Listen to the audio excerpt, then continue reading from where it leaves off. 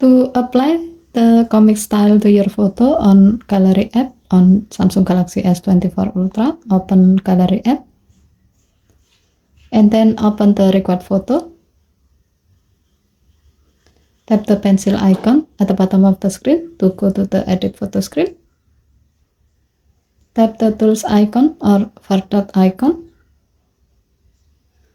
Swipe the menu bar below the photo to the left and then tap style. Now select comic thumbnail. If needed, you can adjust the intensity of the style by dragging the adjustment bar below the style to the left or right.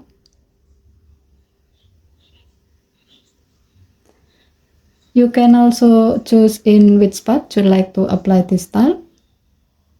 To do so, tap the icon that looks like a square with people in it.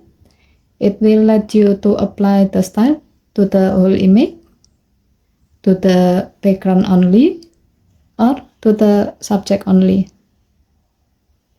If you are satisfied with the result, tap done button and then tap save to save the change.